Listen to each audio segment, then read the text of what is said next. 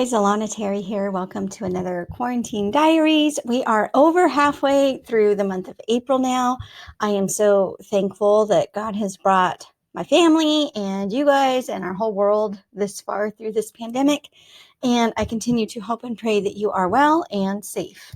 So in addition to being thankful for those things, I'm also just super thankful for the team I've got that helps me get my books out and ready. I've got an assistant, Sherry, who does a ton of the things behind the scenes, just getting my books ready to publish and uploaded. And if you're on my review team or in our Patreon group, you've met Sherry. She's the one who hands out the free books and things like that. I'm so thankful for her. I'm thankful for my editors, my cover designers. I have a new book coming out that I have told you about, and I'm so excited to share the cover with you guys. So thank you to everybody who has kind of joined in to make these books possible, including those of you who read and leave reviews or tell your friends or just buy my books so that I can keep writing these and paying these wonderful people who help me produce them. So today's character spotlight is Carl Lindgren. He is the pastor of a church in Massachusetts. This is a church that Kennedy goes to. So you meet Carl most thoroughly and initially in the Kennedy Stern Christian Suspense series. He is the second half of Sandy, who we talked about yesterday. So Carl and Sandy have been married for years, and you can go back and listen to her character spotlight if you haven't heard about her yet. Carl is a really, really fun character to write because he is very opinionated. And I'll even go ahead on record and say that Carl's political views aren't like 100% in line with mine. Like, just because I write a character who believes something about politics or controversial topics, it absolutely does not mean that that's what I believe. And I actually put this disclaimer on the copyright page of all of my novels that just because a character says something that's not like what I personally believe, I think that my job as an author is to give voice to all kinds of different sides of some of these arguments. And Carl finds himself very opinionated in the midst of tons of controversies. So one of the most notable is in Straightened. This is book 4 in the Kennedy Stern series, where a conservative kind of family values type politician is murdered, and his son is a prime suspect, and his son has just come out of the closet as being gay. And so I show Carl's side of things, which takes the very conservative view on homosexuality, although there is a youth pastor that's friends with Carl who has a different view. Carl has children who have different views. And so what I really like about Carl is he's got these views. He can actually be a little bit stubborn, but he is for sure full of love, and everything, like every single thing he does is out of a desire to just live his best Christian life. One thing I have a lot of fun doing is the relationship between Carl and Sandy, because they've been married for so long, and Carl is very, very opinionated to the point where some people I'm sure would call him stubborn. Sandy is much more concerned about making people feel loved and not wanting to hurt people's feelings.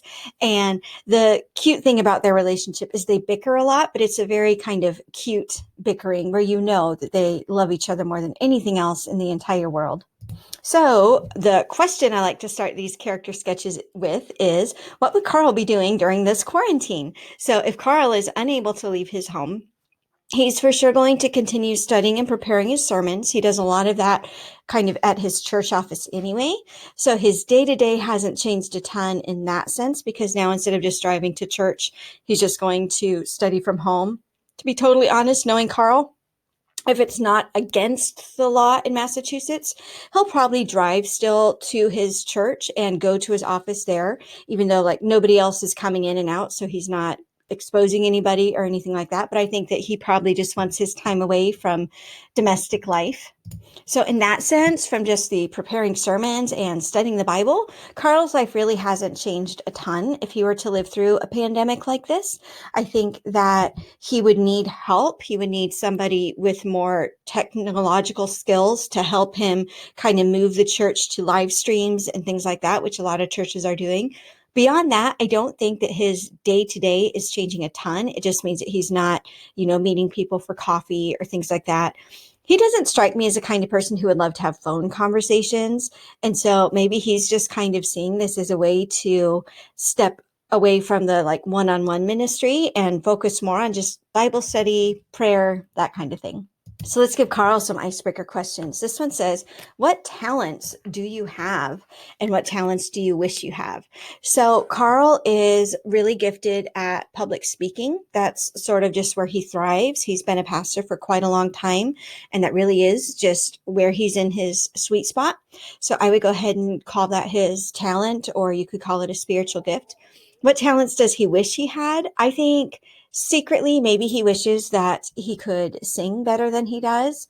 I picture him having a very like resonant speaking voice, but maybe he just doesn't feel comfortable singing. Maybe that's one. He also, in his past, he played professional and college level football. That's just a little aside that we learn about him in a couple of the books.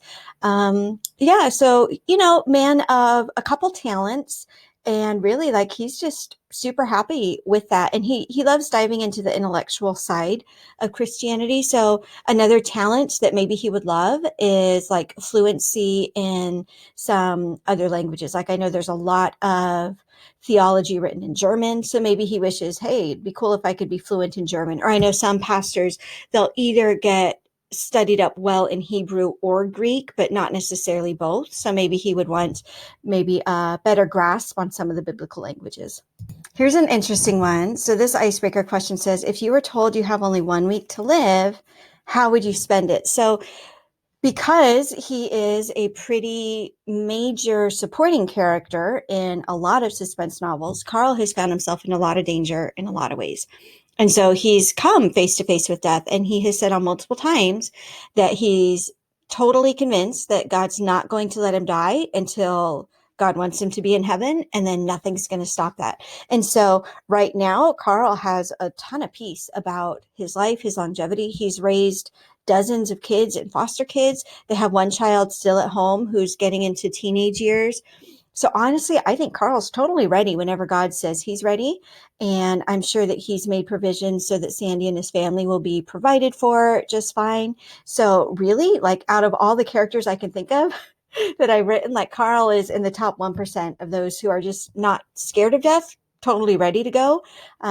If Carl knew that he only had a week, honestly, I don't think his day to day would change a ton. I think that he would make sure to kind of give each of his kids maybe like a personal blessing and pray for them, and maybe make some provisions to make sure that the church that he's been pastoring for so many years has a smooth transition of leadership. Here's one more icebreaker for Carl. What do you like to do in your spare time? So, like I said, he's pretty studious, likes to do his Bible study, things like that. He also likes his downtime. He's kind of well known in his family for taking long Sunday naps in the easy chair. He also, this is fun. So they got their son a Wii, and like I said, Carl and Sandy, they're older, like they're probably in their 60s or maybe even older by now. They've got a lot of grandchildren, and yet they're still, raising one more adopted boy.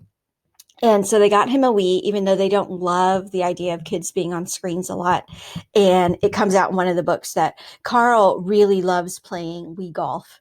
And his son thinks that it's not fair because his son can only play like 20 minutes a day or 30 minutes a day, but dad gets to play, for however long he wants after dinner. So I see Carl just kind of being the sort of classic dad introvert that when he comes home from work, he just kind of likes to decompress. Like if this was 20 years ago, he'd be putting on his slippers and reading his paper, right? And now, since we've got the technology for it, he's playing Wii golf, which I think is funny to picture Carl doing. All right, so now I'm going to switch gears and go to the questions that you guys have submitted to me so that we can learn about each other this way. This is a fun question. It says, if you could live anywhere in the world, where would you live and why? So right now I do live in Alaska. I would be so sad to leave Alaska. I've written some books set in Alaska. So really I don't want to leave the state. If you like held a gun to my head and said I had to pick somewhere that's not Alaska, to be honest, like I don't have a ton of like daydreams about what it would be like quiet. I think for me, the sweet spot is like not a city. I like having gorgeous mountain views.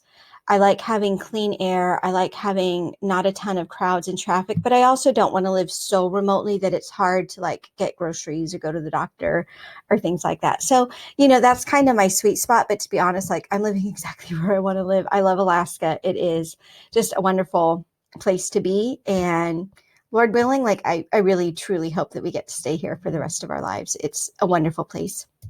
So if you've been watching these other videos, you know that I have been teasing out my new thriller that's coming out in about 2 weeks.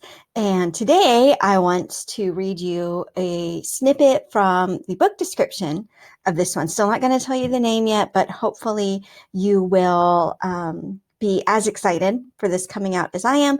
If you want to for sure know like the minute you can get the pre-orders and things like that and more information, cover reveal, all of that's happening this coming Tuesday at the Facebook party that's happening in our Facebook group. It's a Christian Fiction Book Lounge. Hope you join us there. So here is the teaser description for the new thriller coming out. It's every mother's worst nightmare, except she isn't dreaming. If only she'd been more attentive, none of this would have happened. Now her daughter's missing, abducted by a man with a criminal past, a man who has been grooming her daughter for a life on the streets. Is it any wonder she fears the worst?